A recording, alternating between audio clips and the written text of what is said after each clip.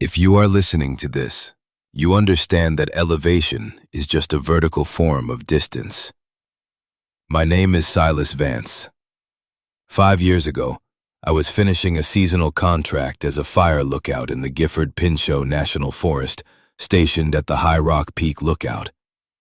While the rest of the world was engaged in the frantic, horizontal panic of evacuation, I was suspended 60 feet in the air, encased in glass and Douglas fir timber, watching the horizon burn from the safety of the stratosphere.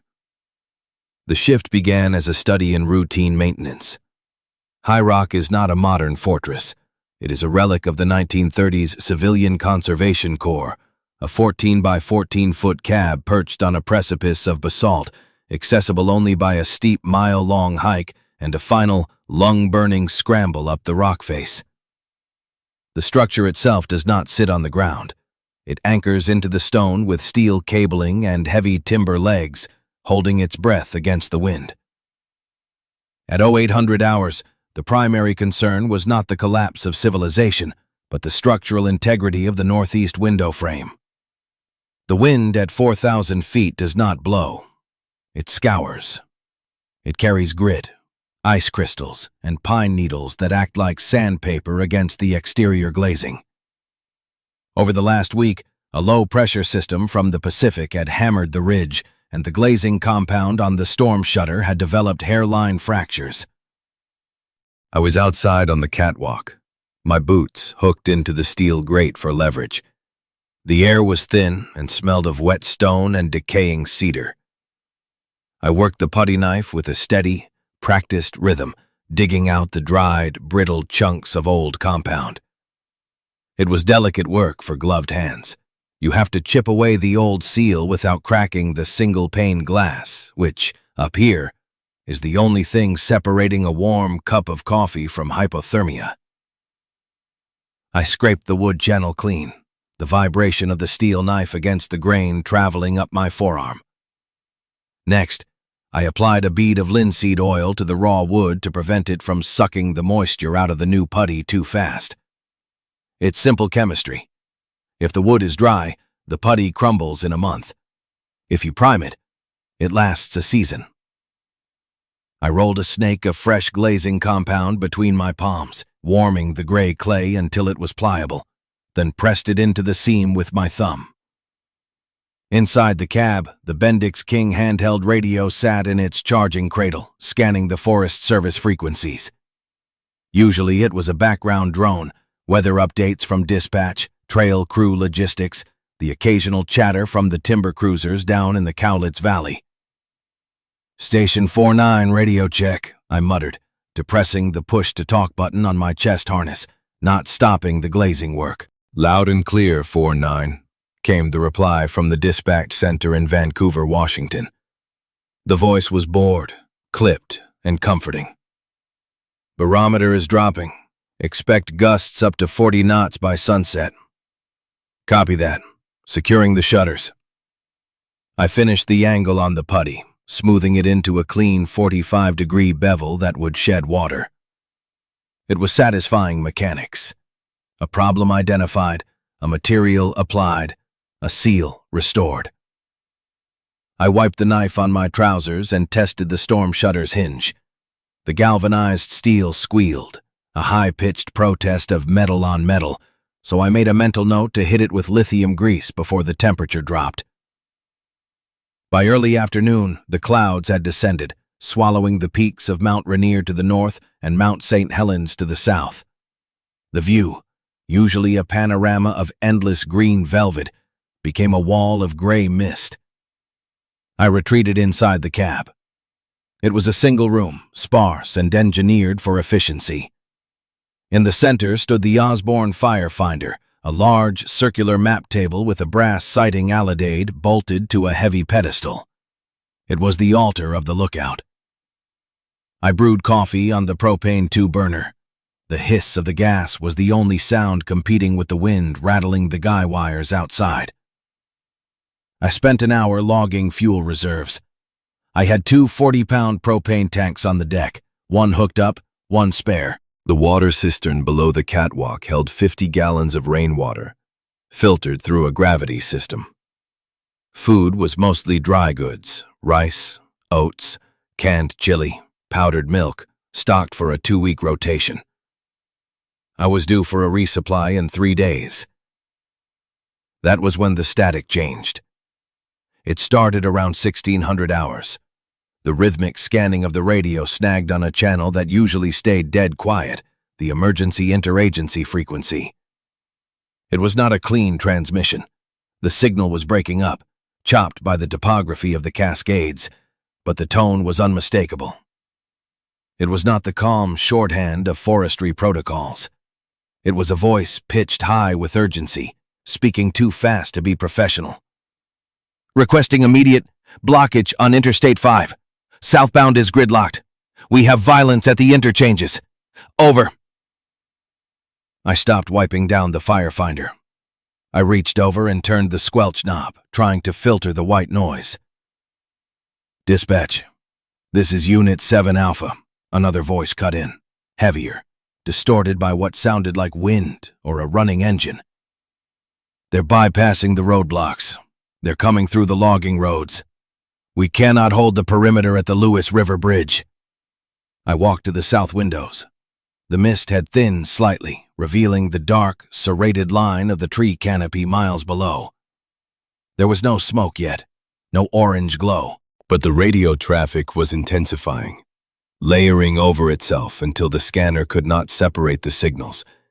It sounded like a hive waking up. Then came the tones. 3 long, discordant electronic pulses that signify a priority alert. The automated voice of the emergency alert system cut through the human panic. Civil authority has issued a shelter-in-place warning for the following counties: Clark, Cowlitz, Skamania. Residents are advised to lock doors, avoid major roadways, and do not attempt to reach medical facilities. I looked at the map on the Osborne. I was deep in Skamania County. The nearest town was Packwood, miles of winding forest road away. The nearest major city, Portland, was a smudge on the horizon to the southwest. I grabbed my binoculars, a heavy pair of Vortex 10x42s, and braced my elbows on the windowsill to steady the image. I focused on the distant thread of Highway 12 visible through a gap in the ridges. Usually you'd see the occasional logging truck or an RV. Today, even at this distance, the movement was wrong. Vehicles were stopped. A long, glinting snake of metal paralyzed on the asphalt. And then I saw the first plume. It was not a forest fire. Wildfire smoke is gray or white, billowing and organic. This was black, oily smoke. Tires. Diesel fuel. It rose in a straight, angry column from the valley floor, miles away. Station 49 to dispatch. I keyed the mic, my voice feeling strange in the sudden claustrophobia of the glass box. I have visual on structural fire, sector south-southwest, Highway 12 corridor. Do you copy? Dead air. Then a burst of static. Then silence. The repeater tower on the ridge over had likely lost power or been overwhelmed. The silence was heavier than the noise. It felt physical, like a drop in cabin pressure. I put the radio down. The realization did not hit me with panic. It hit me with a cold, mechanical clarity. I was alone. I was high up. And the ladder leading down to the ground was the only way up or down. The anchor of my survival was not the radio anymore. It was the tower itself. I moved immediately to the trapdoor in the floor. This was the weak point. The High Rock cab is elevated, and access is via a steep wooden staircase that ends at a heavy wooden trapdoor set into the catwalk decking. I stepped out into the wind, the cold biting instantly through my flannel mid-layer. The catwalk is a steel grate walkway wrapping around the cabin, barely 3 feet wide, with a waist-high railing. The drop-off is absolute.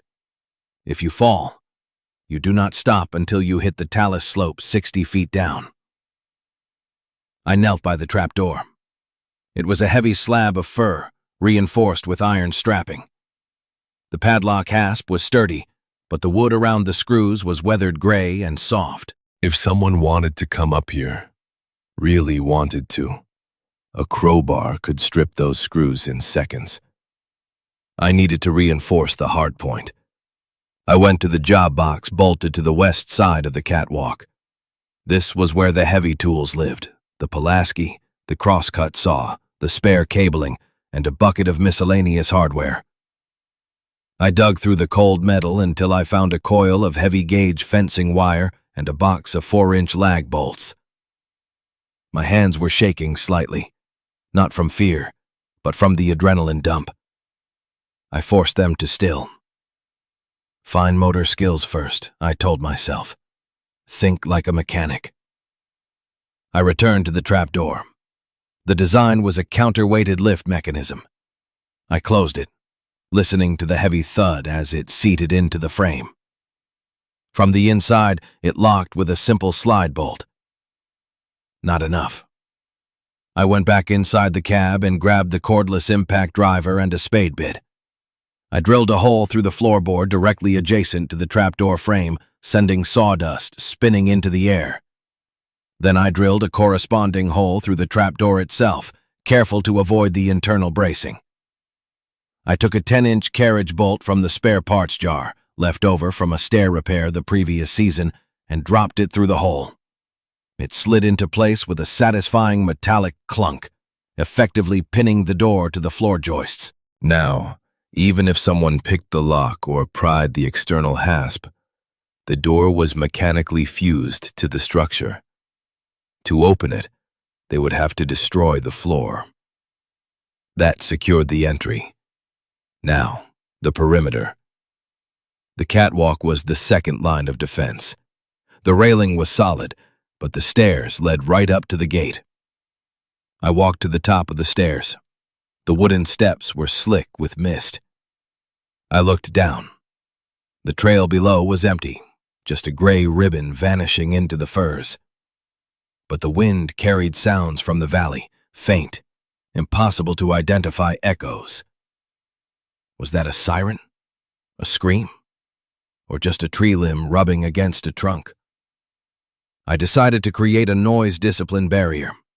I took a spool of fishing line from my personal kit, usually for alpine lakes on days off, and tied a length across the stairwell, about 10 steps down. I pulled it taut and tied it to the handrail stanchions. It was invisible in the low light.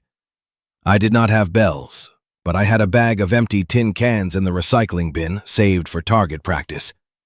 I punched holes in the rims of 3 soup cans using my Leatherman awl, the metal shearing with a gritty crunch.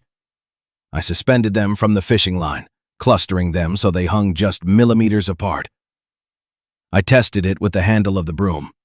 A gentle tap on the line sent the cans clattering against each other, a hollow, rhythmic rattling that cut through the wind noise. It was not a claymore mine, but it would give me 10 seconds of warning.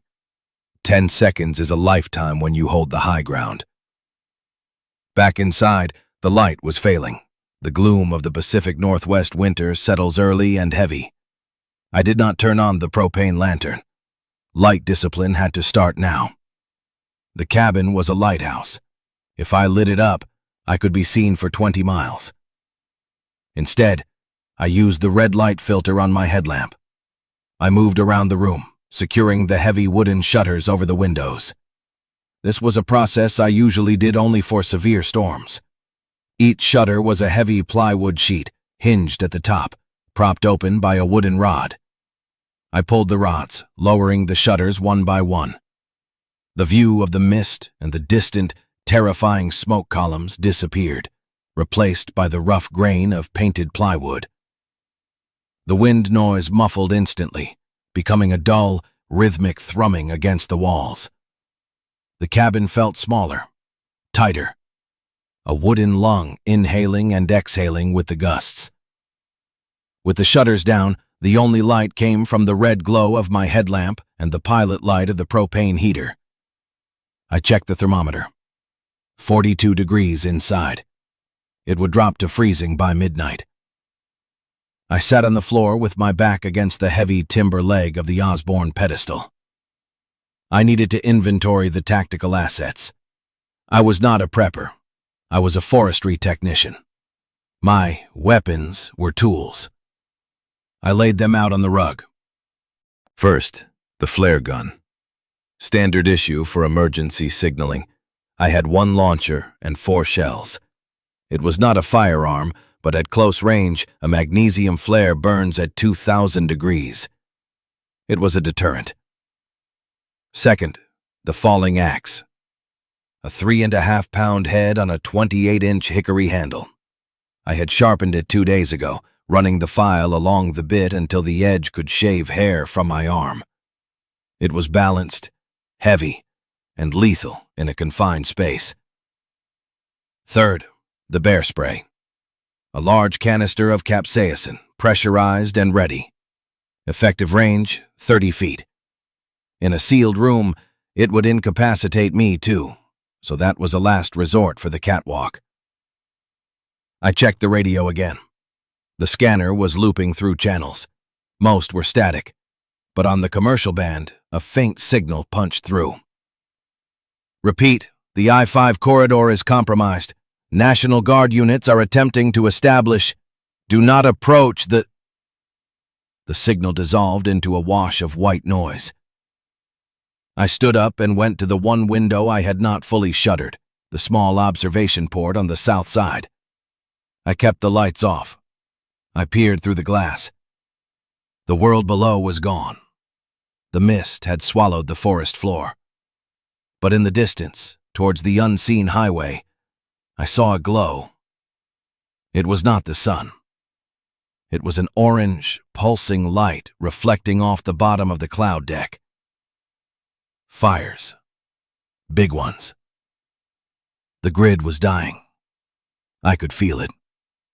The silence from the radio. The unnatural glow. The lack of aircraft overhead. Usually, I'd see the blinking strobes of jets descending into SeaTac or Portland. Tonight, the sky was a black void. My stomach tightened, a cold knot of realization. I was the highest thing for miles, but that did not make me safe. It just made me isolated. I looked at the water gauge on the gravity filter. Full. I checked the propane tank pressure. Full. I looked at the trapdoor. Bolted shut. I was secure, but I was also trapped. I turned off the headlamp to save batteries. The darkness was absolute, save for the blue bead of the propane pilot light. I sat in the chair by the dead radio and listened. I listened to the wind singing in the tension cables, a mournful, vibrating hum that traveled through the floorboards and into my boots. Then, a sound cut through the wind. It was faint, coming from the bottom of the rock face, a mile down the trail. A dull, rhythmic popping. Not firecrackers. Gunshots. Distinct, spaced out. Pop, pop, pop. Then silence again. I did not move. I did not breathe. I just sat in the dark, my hand resting on the cold hickory handle of the axe, waiting for the fishing line on the stairs to rattle. The anchor was set. The storm had arrived. The gunshots had been a punctuation mark on the end of the old world, but the silence that followed was the beginning of the new one. I did not sleep. Sleep implies a surrender of consciousness, and I could not afford that luxury. I spent the night in a state of suspended vigilance, sitting in the dark with my back against the heavy fir cabinetry, listening to the wind dismantle the atmosphere outside. The wind at 4,000 feet is not a fluid. It is a solid object. It struck the northeast corner of the cabin with a rhythmic, concussive violence, vibrating the floorboards through the soles of my boots. Every time a gust hit, the tension cables anchoring the structure to the rock groaned, a low, resonant frequency that sounded like a cello string being bowed by a rusty saw. By 0500, the interior temperature had dropped to 34 degrees. The propane heater was running on its low pilot setting to conserve fuel, but the thermal loss through the uninsulated floor and the single-pane glass, even behind the shutters, was catastrophic. The cabin was essentially a wooden lung, exhaling heat and inhaling the freezing mist. If I did not seal the envelope, I would freeze to death long before anyone climbed the stairs to shoot me. Survival is an engineering problem. It comes down to thermodynamics and caloric math. I had a finite amount of propane and a body that burned energy to stay warm. The goal was to reduce the variable of heat loss until the equation balanced. I stood up, my joints stiff and audible in the quiet room. The first priority was the hot zone. The lookout cab was 14 by 14 feet. 196 square feet of air volume to heat. That was too much. I needed to shrink the world. I moved to the job box on the catwalk, forcing myself to open the heavy door. The wind hit me instantly, a physical shove that nearly knocked me off balance. The air smelled of ozone and crushed ice. I grabbed the heavy-duty canvas drop cloths I used for painting projects and a roll of 6mm plastic sheeting. Back inside, I locked the door and engaged the deadbolt. My hands were already numb, the dexterity in my fingers replaced by a clumsy stiffness. I rubbed them together until the friction generated a dull burn, then started the fabrication. I decided to partition the room. The sleeping bunk was built into the south wall. Using duct tape and paracord, I rigged a suspension line from the ceiling joists, running parallel to the bunk.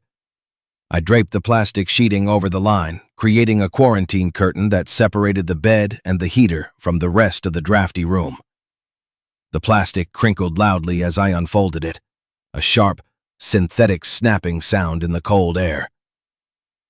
I weighed the bottom edge down with spare boots and the heavy iron frying pan. Next, I lined the interior of this makeshift tent with the canvas drop cloths. Plastic stops airflow. Canvas traps dead air, providing a marginal R value of insulation. It was not pretty. It looked like a field hospital isolation ward, but when I stepped inside and cinched the flaps, the difference was immediate. The volume of air was now less than 50 cubic feet. The pilot light's heat, previously lost to the high ceiling, was trapped in this pocket. I watched the digital thermometer on my watch. 35 degrees, 37, 40. Thermodynamics is honest. It rewards effort with results. The next system failure was imminent. Water. The lookout was fed by a gravity cistern located under the catwalk. A black polyethylene pipe ran from the tank, exposed to the air for 3 feet before entering through the floor. In July, this cooled the water. In November, with a storm front moving in, it was a liability. If the water inside that pipe froze, it would expand by 9%. That hydraulic pressure would split the brass intake valve or rupture the poly line. I had to bleed the system. I grabbed the propane torch from the toolkit and a pipe wrench. I checked the peephole in the shutter. The mist was so thick I could not see the ground, only the gray swirl of cloud vapor. No movement on the trail. No figures in the void. I unbolted the door and stepped out onto the catwalk again. This time, the cold bit harder. The moisture in the air was freezing on contact with surfaces. The steel grate of the walkway was coated in a thin, treacherous layer of rime ice. My Vibram soles struggled for purchase, slipping slightly with every shift of weight. I had to maintain 3 points of contact. 1 hand on the railing, 2 feet planted, shuffling sideways toward the cistern valve. The valve was a standard quarter-turn brass ball valve, located where the pipe exited the tank. It was coated in a 1/2 inch of white frost. I tried to turn the handle. It was seized. The metal had contracted in the cold, biting into the Teflon seals. If I forced it, the handle would snap. I ignited the propane torch. The flame roared to life, a focused blue jet that hissed against the wind. I applied the heat to the valve body, keeping the flame moving to avoid melting the plastic pipe connected to it. I watched the frost recede, turning from white solid to clear droplets that ran down the metal. Steam curled off the brass. I counted to 30, letting the thermal conductivity of the metal work its way into the threads. I tried the handle again. It resisted, gritty and stiff, and then gave way with a sharp metallic squeal that vibrated up my arm. I closed the main tank valve. Now I had to drain the line running into the cabin. I disconnected the union coupling, a threaded ring that joined the two pipes. It was freezing cold, the metal biting into my skin even through the mechanic's gloves. I used the pipe wrench to break the torque, the jaws biting into the galvanized ridges with a grinding crunch. Water spilled out, splashing onto my boots and the icy grate. It was painfully cold. I watched it drain until the pipe was empty, leaving the line dry. Now, the water was safe in the large thermal mass of the tank, but I had no running water inside. I had to become the plumbing. I spent the next hour hauling water. I used 2 5-gallon jerry cans, filling them from the tank's spigot, then lugging them inside. Water weighs 8.3 pounds per gallon. 80 pounds of fluid sloshing in the containers, shifting my center of gravity as I navigated the slick metal grate. By the time the cans were staged near the heater, my shoulders burned with lactic acid and my lungs ached from the cold air. But the system was secure. The external vulnerability was neutralized. I now had 10 gallons of potable water inside the thermal envelope, unfrozen and accessible. Midday brought a shift in the light, a darkening of the gray as the core of the storm front impacted the ridge. The wind speed increased, gusting to 50 knots.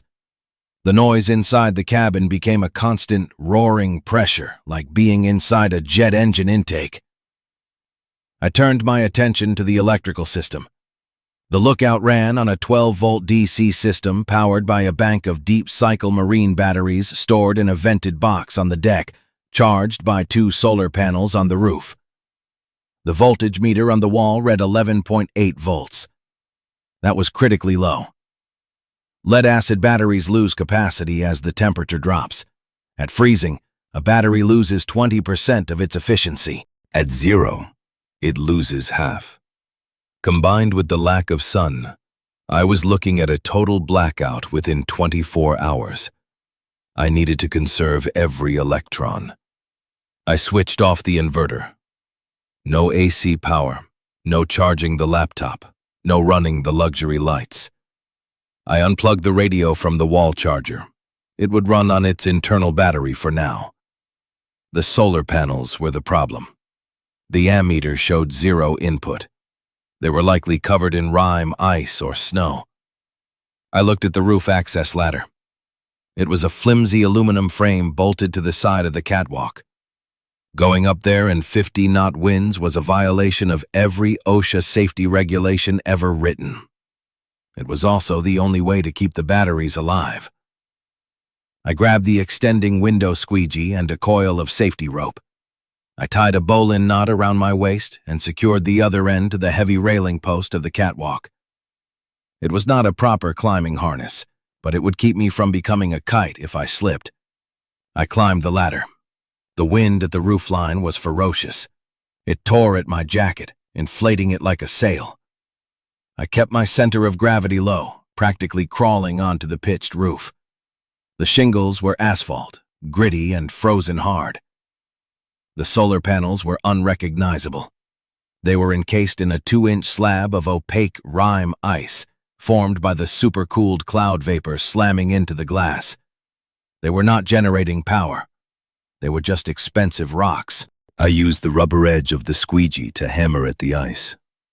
It chipped away in shards, sliding down the pitch of the roof and disappearing into the white void below. It was brutal, repetitive work. I had to be careful not to crack the tempered glass underneath. Tap, tap, crack, slide. Tap, tap, crack, slide. My hands cramped around the handle. My face was numb, the skin feeling tight and waxy. But as I cleared the first panel, a faint gray light hit the photovoltaic cells. I glanced down at the charge controller display visible through the skylight. 0.2 amps. It was not much. It was a trickle. But it was positive flow. I cleared the second panel. 0.5 amps. It would not fully charge the bank, but it would maintain the float voltage. It would keep the chemistry alive. I backed down the ladder, my boots searching blindly for the rungs, the adrenaline leaving my system and replaced by a deep, shivering cold. Back inside, I stripped off my outer layers. My flannel shirt was damp with sweat, a dangerous condition. Sweat kills. I towel-dried my skin aggressively, rubbing until the blood flow returned to the surface, stinging like a sunburn. I changed into dry wool thermals and huddled near the heater. The systems were stabilized. Thermal, hydraulic, electrical. But the psychological system was beginning to fray.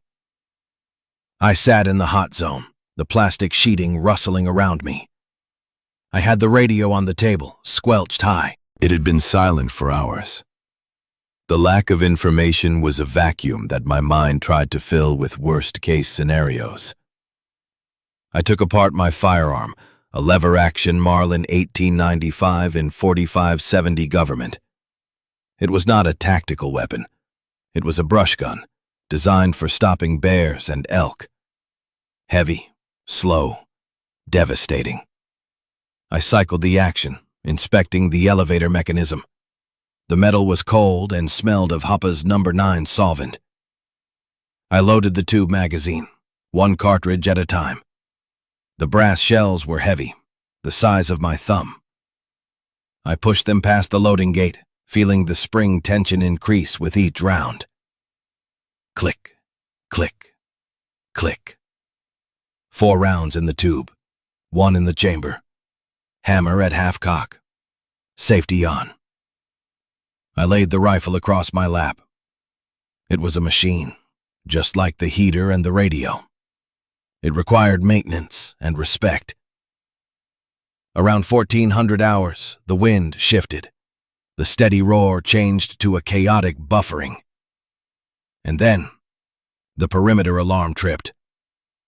It was not the loud clatter I had tested. It was a subtle sound, barely audible over the storm. The fishing line on the stairs transmitted a vibration to the railing, and the tin cans tapped together.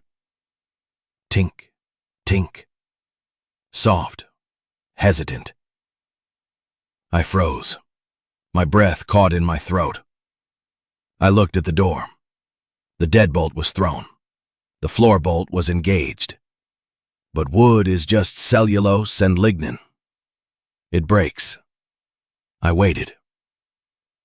Tink. One more tap. Then silence. Was it a gust of wind? A pine bough falling on the line? Or was it a boot testing the wire? I moved to the viewing port, moving with the slow, fluid deliberation of a predator. I kept the red light off. I pressed my eye to the glass. The mist was swirling in eddies, illuminated by the faint ambient light of the overcast day. I could not see the stairs clearly, just the dark outline of the railing. I watched for 10 minutes. My eyes strained against the gray, trying to resolve shapes out of the vapor. I saw nothing, but the feeling of being watched was a physical weight pressing on the back of my neck. I could not just wait. Uncertainty is a structural flaw. I grabbed the flare gun. I checked the load, a red aerial star. I unlocked the door. I did not open it. I just unlocked the deadbolt, leaving the floor bolt in place. I cracked the shutter on the door's window, just an inch. "Identify!" I shouted. My voice sounded thin and swallowed by the wind. No answer. I waited. "This is federal property!" I yelled again, channeling the authority of a uniform I was not wearing. "I am armed!" Nothing. I closed the shutter. I relocked the deadbolt. I went back to the hot zone and sat down. My heart rate was hammering against my ribs, a fast, thudding rhythm. I picked up the logbook, the official government ledger where I recorded weather data and maintenance. I uncapped a pen. My handwriting was jagged. 11/14, 14:30 hours. Perimeter alarm tripped. Visual negative. Wind variable 40 to 50 kerdes. Temp 32 Fahrenheit. System stable. Isolation absolute. I stared at the page. The ink looked too dark on the paper. I needed a backup. If the stairs were compromised, I needed a way to deny access without opening the door. I looked at the floor. The trap door I had bolted shut. That was the choke point. If they breached the door, they would be in the room with me. But if they were on the stairs... I went to the kitchen supplies. I grabbed a bottle of cooking oil, vegetable oil, viscous and yellow. I also grabbed the box of salt. It was a crude idea, but friction was the enemy of an attacker on a steep ascent. I waited until the wind gusted hard, masking sound. I went to the door again. I removed the floor bolt. I opened the door just enough to slide my arm out. I squeezed the oil bottle, squirting a stream of slick fluid onto the metal landing of the catwalk right in front of the door. The oil pooled on the ice, creating a surface with a friction coefficient near zero. I sprinkled a layer of salt over it, not to melt the ice, but to create a slurry that would not freeze solid, keeping the oil liquid and treacherous. I locked the door again. If someone tried to rush the entry, they would not find purchase. They would hit that slick patch and their momentum would carry them into the railing or down the stairs.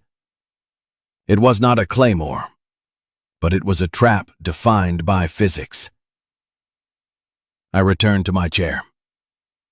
The adrenaline was fading, leaving a metallic taste in my mouth. I drank a cup of water from the jerry can. It tasted of plastic and iodine. The day dragged into twilight. The gray window faded to black. The storm intensified, the snow beginning to mix with the mist, tapping against the shutters with the sound of thousands of dry fingers. I was warm. I had water. I had power. But as the darkness cemented itself around the peak, I realized the true nature of the system I was managing. It was not just the cabin. It was the siege. The radio crackled. I jumped, the rifle stock clattering against the chair arm. The signal was weak, buried in static, but intelligible. It was not the automated weather voice. It was a transmission on the Forest Service repeater channel. "Anyone? High Rock. Do you copy?" The voice was female, breathless, distorted. I grabbed the handset. My thumb hovered over the push-to-talk button. If I answered, I gave away my status. I confirmed I was alive, awake, and listening. Electronic emission could be triangulated, but silence was a void. "This is High Rock," I said, my voice low. "Station 49. I copy." There was a pause, a long one. "Silas?" The use of my first name hit me like a physical blow. "Identify," I said, gripping the plastic handset until the plastic creaked. "It's Miller," the voice said. "Sarah Miller, from the Packwood Ranger Station." I knew her. She was the logistics coordinator. We had shared coffee in the break room 2 weeks ago. "Miller," I said, "what is your status?" "We're gone," she said. The transmission fizzled, cut by static, then returned. "Station is burned. They took the trucks. I'm on foot. I'm at the trailhead, Silas. I'm at the bottom of the rock." My eyes went to the window, seeing nothing but black plywood. The trailhead was a mile down, a steep, switchback descent. "Silas," she said, her voice cracking. "I saw lights on the highway. A convoy. They stopped at the access road. They're scanning the ridge with spotlights." The gunshots from yesterday, the tink on the stairs, the convoy. "Are they following you?" I asked. "I do not know," she whispered. "But I cannot stay down here. The snow is starting. I'm coming up." I looked at the oil slick I had just laid on the landing. I looked at the bolted trap door. I looked at the limited water and the single propane tank. "Miller," I said, "the storm is hitting. Peak gusts 60 knots. It's icing over." "I know," she said. "But the valley is burning, Silas. Open the gate. Please." The radio clicked off. I sat there in the red glow of the headlamp. The system was balanced for one. The caloric math worked for one. I stood up and walked to the door. I put my hand on the cold steel of the deadbolt. I listened to the wind howling like a dying animal. I had fortified the box to keep the world out. Now, I had to decide if I was willing to let a piece of it in. The decision to open the door was not a moral triumph. It was a tactical pivot that required immediate, physical labor. I did not have time to reflect on the nature of altruism. I had a surface to prep. 10 minutes ago, I had turned the steel landing of the catwalk into a frictionless trap using vegetable oil and salt. Now, that trap was a liability for the incoming asset. If Miller slipped on the intake, she could slide under the railing and fall 60 feet onto the basalt talus. A rescue recovery and 50-knot winds was not engineering. It was suicide. I moved to the corner where I kept the emergency spill kit, usually for diesel or battery acid. I grabbed a bag of sawdust, saved from a deck repair project, and a stiff, bristled push broom. I unlocked the deadbolt. The metal was so cold it felt sticky against my palm. I pulled the handle. The wind caught the door immediately, ripping it from my grip and slamming it against the exterior stop with a violence that shook the entire frame. The cabin pressure dropped instantly. The warm air I'd hoarded in the plastic tent sucked out into the night vacuum. I stepped out. The storm had graduated from a weather event to a physical assault. The sleet was coming in horizontal sheets, stinging my face like thrown sand. I shielded my eyes and looked down the stairs. The beam of my red headlamp died in the swirling gray void about 10 feet out, but I could hear the scraping. It was the sound of hard plastic boots fighting for purchase on ice-glazed wood. Heavy, desperate breathing cut through the wind noise, a wet, rattling sound that signaled fluid in the lungs or extreme exhaustion. "Miller!" I shouted, the word torn away before it fully left my mouth. "Clear?" A voice gasped from the darkness below. I poured the sawdust onto the oil slick I had created. The dry wood particles soaked up the viscous slurry, turning the translucent danger into a gummy brown paste. I scrubbed it aggressively with the broom, the bristles crunching through the rime ice, creating a path of friction about 2 feet wide.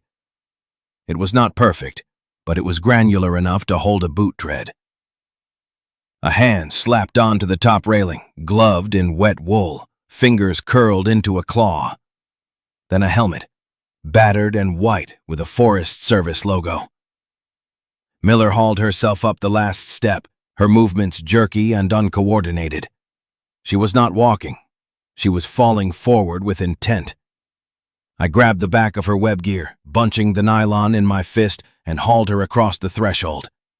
I kicked the door shut against the wind, leaning my full body weight into the wood to compress the weather stripping before throwing the deadbolt. The silence that returned was relative, but compared to the roar outside, it felt like entering a vacuum. Miller collapsed onto the floorboards. She was in bad shape. Her uniform was soaked through, the dark green Nomex pants were black with moisture, and her fleece liner was matted. She was not shivering. That was the first red flag. Shivering is the body's attempt to generate heat. When it stops, the core temperature has dropped below 90 degrees. The metabolic furnace is shutting down. "Status," I said, kneeling beside her. I did not offer comfort. I initiated triage. She looked up. Her skin was the color of gray putty, her lips a cyanotic blue. Her eyes were sluggish, tracking my headlamp with a delay. "Convoy," she slurred. The words were thick, her jaw muscles stiff. "Access road. They have thermal." "Secure that," I said. "We fix the biology first." I dragged her toward the hot zone, the plastic tented area around the heater. I pushed her inside the flap. The temperature differential was 20 degrees, but for her, it was not enough. Wet clothes are a heat sink. They conduct warmth away from the body 25 times faster than air. "Clothes off," I ordered. "Now, all layers." She fumbled with the zipper of her jacket, her fingers useless blocks of wood. She could not manipulate the slide. "I cannot," she whispered. I brushed her hands aside and worked the zipper myself. I was not being gentle. I was being efficient. I stripped the soaked fleece, the flannel shirt, the base layer. The skin underneath was marble, cold to the touch. I threw a dry wool blanket over her shoulders, then grabbed my spare thermal set from the shelf. "Dry off first," I said, handing her a rough towel. "Friction generates heat. Scrub the skin until it hurts." While she rubbed circulation back into her limbs, I went to the stove. I poured water from the jerry can into a small pot. I did not boil it. Boiling water damages hypothermic tissue. I heated it to warm, dissolved 2 packets of sugar into it, and added a pinch of salt. Simple electrolytes and glucose. Fuel for the engine. I handed her the cup. Her hands shook so violently the liquid rippled over the rim, splashing onto the floor. I held the cup to her lips. "Small sips," I instructed. "Do not vomit." She drank. I watched the color of her face. It took 10 minutes for the first shiver to hit. It was a violent spasm that racked her entire frame, her teeth clattering together with a sound like dice in a cup. "Good," I said. "Shivering is good. The system is rebooting." Miller coughed, a wet, hacking bark. She pulled the blanket tighter. "They stopped at the hairpin turn," she rasped, her voice gaining a fraction of strength. 3 trucks. Modified. They have a spotlight rig. They were sweeping the cliffs." I moved to the south shutter, the one facing the road. I did not open it. I put my eye to the peephole. Far below, through the shifting veil of snow and mist, I saw a beam of light. It was powerful, likely a high-lumen LED bar or an aircraft landing light wired to a truck battery. It sliced through the darkness, illuminating the trees and the rock face in brief, blinding flashes. It was not pointing at us yet, but it was climbing. They were mapping the terrain. "They know the tower is here," I said quietly. "It's on every map." "They do not know it's occupied," Miller said. I did not use a light on the trail. I crawled the last half-mile. "They'll know soon," I said. "Heat signature. If they have thermal optics, this cabin is a glowing cold in a snowbank. I looked at the plastic sheeting I'd rigged. It trapped heat, but it did not block infrared radiation. To a thermal camera, the uninsulated walls of the cab would look like a beacon. "We need to lower the thermal profile," I said. "But if we kill the heater, you go back into hypothermia." It was a binary choice: freeze or be seen. Before I could make the decision, the crisis decided to escalate on its own terms. The wind shifted. For the last 6 hours, the gale had been hammering the northwest corner, pressing the structure into the mountain. Now, as the front rotated, the wind veered to the northeast. It hit the corner of the cabin where the glazing compound had been weakest, where the shutter hinges were corroded.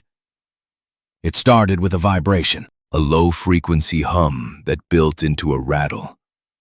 Then, a sharp, metallic snap echoed through the room, the sound of a bolt shearing under tension. The heavy plywood shutter on the northeast window broke free of its bottom latch. The wind caught it instantly. Instead of a shield, it became a sail. It slammed against the exterior wall, then swung back and hammered against the glass. Thump. The impact shook the floor. Thump. "What is that?" Miller scrambled up, clutching the blanket. "Shutter failure," I said, grabbing my heavy coat. The latch sheared. "It's swinging." Thump. This time the sound was different. The dull thud of wood on wood was replaced by the high-pitched, terrifying ring of glass vibrating near its breaking point. "If that glass breaks," I said, pulling on my gloves, "the pressure differential will blow the roof off. Or we freeze in 20 minutes. I looked at Miller. She was barely mobile, but I needed a second pair of hands. "Can you hold a flashlight?" I asked. She nodded, grit in her eyes. "Give it to me." I handed her the heavy mag light. "Point it through the glass. Keep it steady on the hinge. Do not shine it down the mountain." I grabbed the tool belt. I needed a fix that would not rely on the stripped wood of the window frame. I grabbed a ratcheting tie-down strap, 2-inch nylon webbing, rated for 3,000 pounds, and a cordless drill with a 6-inch masonry bit. I had to go back out. "Lock the door behind me," I ordered. "If I fall, do not open it." I stepped out into the maelstrom. The wind on the catwalk was now gusting over 60 knots. It hit me like a physical blow, staggering me sideways. I grabbed the railing, the cold steel sucking the heat through my gloves instantly. I stayed low, crouching to lower my center of gravity, and crab-walked around the corner of the cabin. The situation was critical. The shutter was flailing wild. Every time the wind gusted, it ripped the plywood away from the wall, then slammed it back into the glass. The glass was already spiderwebbed. One more solid hit, and the pane would fail. I could not just grab it. If the wind caught the shutter while I was holding it, the leverage would throw me off the catwalk. I reached the corner. The beam of Miller's flashlight cut through the spider-webbed glass from the inside, illuminating the chaos. The hinge on the right side was twisted, the screws stripped from the rotted pine. The shutter was hanging by the left hinge, swinging like a pendulum of destruction. I needed to anchor the strap to the structure, then lasso the shutter. I knelt on the icy grate. I placed the tip of the masonry bit against the basalt rock face that the lookout was anchored to, the stone foundation that rose up to meet the catwalk. I leaned my weight into the drill. The bit chewed into the stone, sending up a puff of gray dust that vanished in the wind. I needed a hole deep enough to set a friction anchor, but I did not have anchors. I had to improvise. I drilled down 3 inches. My hands were vibrating with the tool, numbness creeping up my wrists. I looped the ratchet strap around the heavy timber leg of the tower support, better than the rock. I had overthought it. The timber was solid. I waited for the lull. The wind breathes. It inhales and exhales. I watched the shutter swing out. Wait. It slammed back. Wait. It swung out again. Now. I lunged forward, grabbing the edge of the plywood with my left hand. The wind fought me, a living thing trying to rip the wood from my grip. I felt a tendon in my shoulder pop, a sharp, hot line of pain. I gritted my teeth and pulled. I slammed the shutter against the frame. I held it there, my boots slipping on the ice, my chest pressed against the wet wood. "Hold!" I screamed at the wind. With my right hand, I threw the hook of the ratchet strap over the shutter. I needed it to catch the far edge. It missed, clattering against the glass. I tried again. I threw the heavy steel hook. It caught on the lip of the plywood. I pulled the slack out of the webbing, hooking the other end to the railing post behind me. It was a triangle of tension. I cranked the ratchet. Click. The strap tightened. Click. The shutter groaned, pressing harder against the frame. Click. The movement stopped. The plywood was pinned by the nylon webbing, crushed against the seals. I checked the glass. It was cracked, a starburst fracture in the center, but it was intact. The air seal held. I slumped against the railing, gasping for air.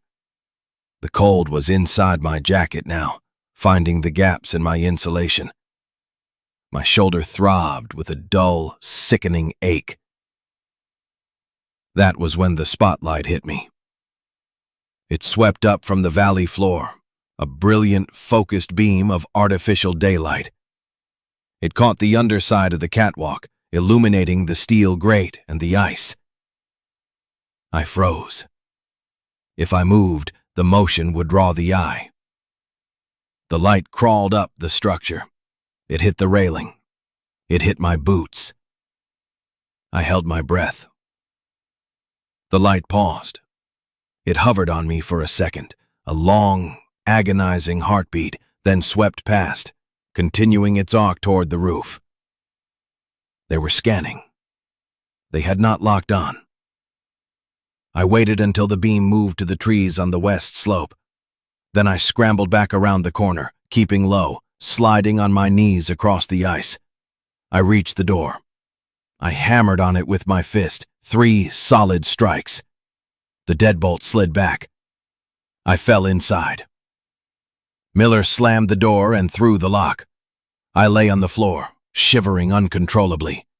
The adrenaline dump was severe. My hands were curled into claws, unable to uncurl. "Did you fix it?" Miller asked, her voice tight. "Secured," I chattered. "Ratchet strap. Temporary."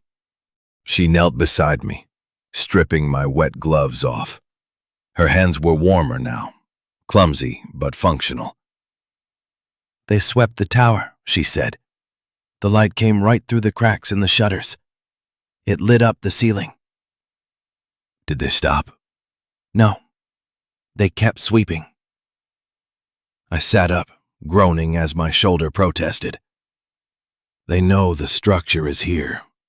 They're checking for reflection, for movement." I looked at the window I had just secured. The ratchet strap was holding, but the glass was compromised. The insulation value of that window was now 0. The cold was radiating off it like a block of dry ice. "We have a problem," I said, forcing my jaw to work. "The glass is cracked. We're losing heat fast, and we cannot run the heater high because of the fuel." Miller looked at the propane tank. "How much left?" "1 tank. Maybe 4 days if we're careful. 2 if we have to compensate for a broken window." She looked around the room. Her eyes landed on the Osborne fire finder in the center of the room, the heavy map table. "We need thermomass," she said. "We need to barricade that window from the inside. Insulate it." She was right. "Mattresses," I said. "The bunk mattress." We dragged the foam mattress off the bunk. It was awkward and stiff in the cold. We pushed it against the broken window, wedging it between the glass and the Osborne pedestal. It was not enough to hold it. "We need weight," I said. We raided the bookshelf. Decades of log books, field guides, and old paperbacks. We stacked them against the mattress, building a wall of paper and foam. Paper is an excellent insulator. It blocked the draft. It blocked the view. When we were done, the northeast corner was a fortress of foam and books. The temperature in the room stabilized. I checked the thermometer. 36 degrees inside the tent. Survivable. I sat back down in the chair, cradling my injured arm. The crisis of the window was solved. The crisis of the exposure was solved. But the real crisis had just begun. Miller was holding the binoculars, peering through the peephole of the south shutter. "Silas," she said. Her tone was flat, resigned. "What?" "The trucks did not leave." I moved next to her. I took the binoculars. Down on the access road, the lights had stopped moving. They were parked in a cluster at the trailhead. I could see small figures moving in the glare of the headlights. They were unloading gear, large packs, rifles. And then I saw the sparks. A flare of light, followed by the dull orange glow of a campfire being started right in the middle of the road. "They're not passing through," I said, lowering the optics. "They're setting up a base camp." Miller leaned her head against the wall. "They're waiting for morning." "No," I corrected. "They're waiting for the weather to break. They know we're up here. They know there's only one way down." I looked at the trapdoor, bolted shut. I looked at the oil-stained landing I had just cleaned. I looked at the rifle leaning against the wall with its 5 rounds of ammunition. "We're not a lookout anymore," I said. "We're a siege target." I walked over to the battery bank monitor. The voltage had dropped to 11.2. The cold was killing the chemistry. We would be in the dark by midnight. "Turn off the headlamps," I said. "Save the batteries." We sat in the darkness, illuminated only by the faint blue bead of the pilot light. The wind continued to hammer the walls, testing the ratchet strap, testing the glass, testing our resolve. Miller spoke from the darkness. "I brought something. In my pack." "Food?" "No. A radio. A wideband scanner. It runs on AA's." She fumbled in her wet gear and pulled out a small black brick. She turned it on. The static was a hiss in the quiet room. She turned the dial, scrolling through the frequencies. Static, static, static. Then a voice. Clear, close. "Reckon the wind will die down by 0600. Then we take the stairs." It was not a broadcast. It was a localized transmission. They were using unsecured walkie-talkies down at the trailhead. "You take the lead, Davis," a second voice said. "Check for traps. If it's locked, burn it out." I looked at Miller. Her face was illuminated by the small LCD screen of the radio. "Burn it out," she whispered. The tower was made of wood, soaked in creosote and oil. We were sitting in a matchbox. I stood up and went to the job box. I took out the flare gun. I took out the bear spray. And I took out the falling axe. "Get some sleep, Miller," I said, placing the axe on the table. "I'll take the first watch." "You cannot stop a fire with an axe," she said. "No," I replied, checking the action on the rifle. "But I can stop the man holding the match." The death of the battery bank was not a sudden event. It was a slow, agonizing fade, like a dying pulse. The red LED on the charge controller dimmed from a solid warning light to a flickering ghost, and then, at 0200 hours, It simply ceased to exist. The darkness that followed was not just the absence of light. It was a heavy, suffocating weight that pressed against the eyes, erasing the boundaries of the room. We sat in the blind quiet. The only illumination came from the pilot light of the heater, a tiny blue jewel that offered no functional visibility, only a point of reference to keep Vertigo at bay.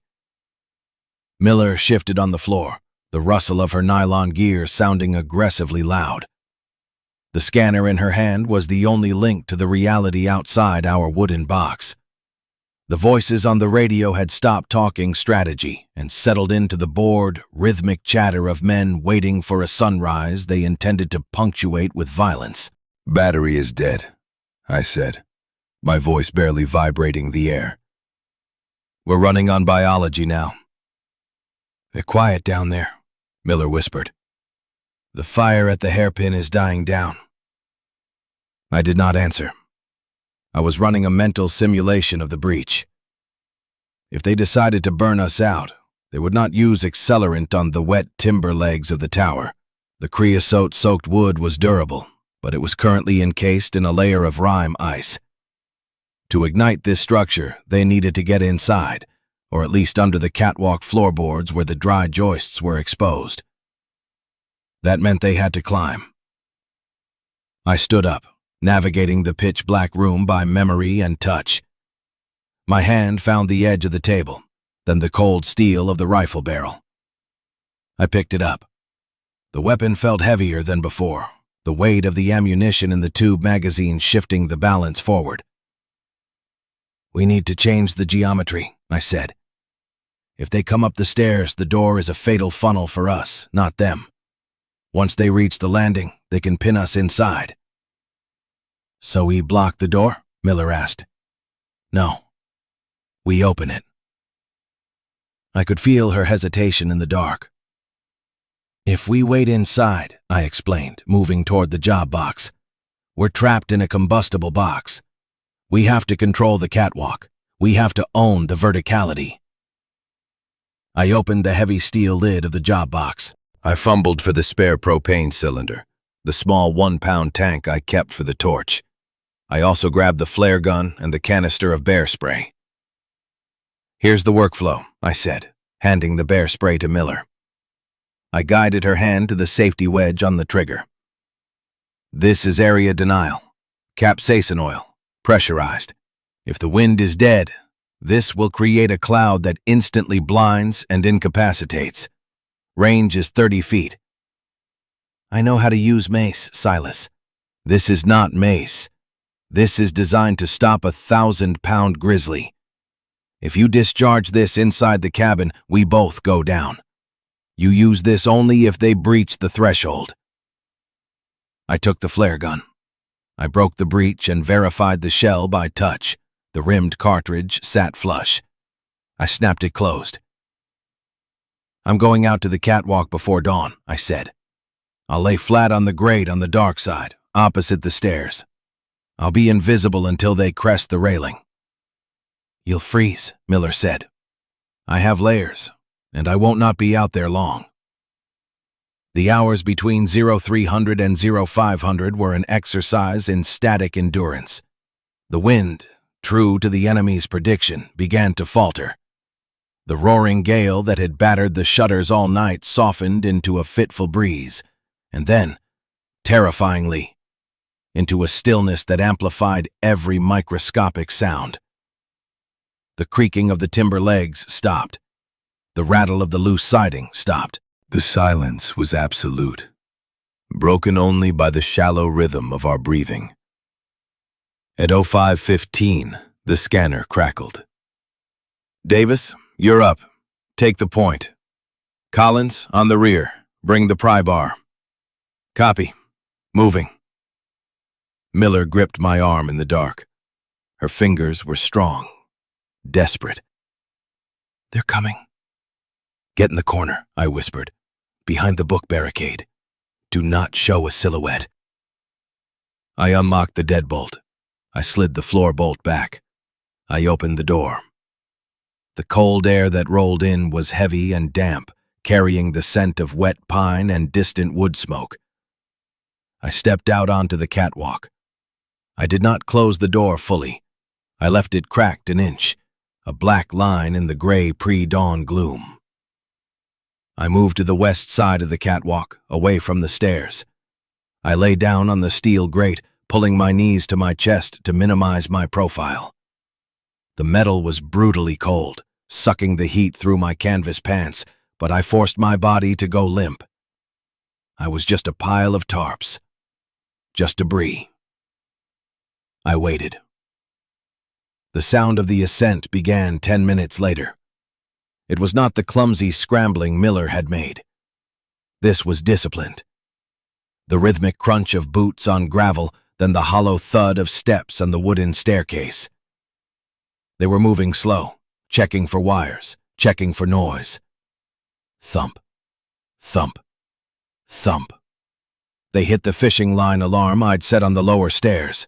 The tin cans rattled, a sharp, metallic chatter that echoed in the canyon silence. The footsteps stopped instantly. "Contact," a voice whispered below, barely audible. "Tripwire." "Cut it," came the reply. A pause. Then the footsteps resumed, slower now, heavier. I lay perfectly still. My heart rate was a slow, heavy drum in my ears. I rested the barrel of the Marlin on the bottom rail of the balustrade, aiming through the gap. I could not see the stairs from this angle, only the top of the railing where their heads would appear. They reached the final landing. The vibration of their boots traveled through the steel structure into my chest. "Oil," the lead man whispered. "Watch your step. It's slick. Salt, too. He prepped it." "Door is unlatched," the point man said. His voice was right there, 10 feet away. "I see a gap." "Kick it?" "No." "Flashbang?" "No, save it. Just push and clear." I watched the gap between the railing posts. A hand appeared, gripping the steel stanchion. Gloved, black tactical wear. Then a helmet. Night vision mount, but no optics. The point man, Davis, stepped onto the catwalk. He was big, moving with the heavy grace of someone wearing body armor. He held an AR platform rifle, short barrel, suppressed. He swung the muzzle toward the door. He did not look left. He did not look right. He was focused on the fatal funnel of the entry. A second man stepped up behind him. He was carrying a red jerry can and a crowbar. "Go," the second man hissed. Davis kicked the door. It swung open, bouncing off the interior wall. He stepped into the threshold, rifle raised. "Clear left," he said. That was the mistake. He committed to the room. I rose from the grate. My joints screamed with the cold, but the movement was fluid. I did not shoulder the rifle. I raised the flare gun in my left hand. "Freeze!" I roared. The sound of my own voice was shocking in the silence. Davis spun around in the doorway, his boots slipping on the oil residue I had left. He fought for balance, his rifle barrel swinging wild. The second man, Collins, was still on the landing, holding the fuel can. He turned his head, eyes wide in the gray light. I did not shoot them. I shot the structure. I pulled the trigger on the flare gun, aiming at the steel overhang above the stairwell. The magnesium round detonated with a blinding, incandescent brilliance. It was not just light. It was a physical assault on the optic nerve. A sphere of burning white phosphorus ricocheted off the steel roof and showered down onto the stairs in a cascade of sparks and choking white smoke. The sudden shift from pre-dawn gray to supernova white destroyed their night vision instantly. "Contact rear!" Collins screamed, dropping the fuel can. He threw his hands up to shield his eyes. I shouldered the lever-action rifle. I aimed at the steel railing post right next to Colin's hip. I squeezed the trigger. The recoil of the 45-70 is not a sharp kick. It is a heavy, crushing shove. The report in the confined space of the rock face was apocalyptical. It was not a noise. It was a pressure wave that slammed the air out of the lungs. The 405-grain lead slug slammed into the steel post. It did not ping. It smashed through the metal with a violence that sheared the bolt and sent shrapnel spraying across the landing. The psychological effect of a large-bore round is distinct. It sounds like artillery. Collins panicked. Blinded by the flare, deafened by the gunshot, and sprayed with steel fragments, his lizard brain took over. He scrambled backward, trying to retreat down the stairs. But the stairs were slick with ice and the remnants of my trap. He missed the step. His boot slid. He went down hard, his body hitting the timber steps with a sickening rhythm. Thud, thud, thud, sliding 10 feet down before he caught the railing. Davis was still in the doorway, blinking, trying to acquire a target through the spots dancing in his vision. He brought his rifle up. "Drop it!" I racked the lever. The mechanical sound of the action cycling, brass ejecting, fresh round chambering, was crisp and loud. "Miller!" I shouted. "Now!" From inside the dark cabin, a hiss erupted. Miller discharged the bear spray. She did not hit him in the face. She sprayed the air in front of him, creating a wall of aerosolized cayenne pepper. Davis walked right into it. He gagged instantly, a guttural, wet, retching sound. He stumbled back out onto the catwalk, clawing at his mask, his rifle clattering to the grate. He fell to his knees, wheezing, blinded by the chemical agent and the flare smoke. I stood over him, the rifle pointed at the center of his plate carrier. "Off the rock," I commanded. "Get off my rock!" From the stairs, Collins was groaning. "I cannot see! I cannot see!" "Move!" I yelled, "or the next one goes through the plate." Davis scrambled backward, crawling on hands and knees. He found the railing, found the stairs. He grabbed Collins by the harness and dragged him. They stumbled down the steep pitch, a chaotic retreat of slipping boots and panicked cursing. I walked to the top of the stairs. I kept the rifle trained on the descent. Down below, at the trailhead, the radio scanner on Miller's belt crackled. "Pull back! Pull back! It's an ambush! They have heavy weapons!" I watched them run. They did not retreat tactically. They ran like men who had touched a hot stove. The fear of the unknown, the flare, the cannon fire, the chemical wall, had broken their cohesion.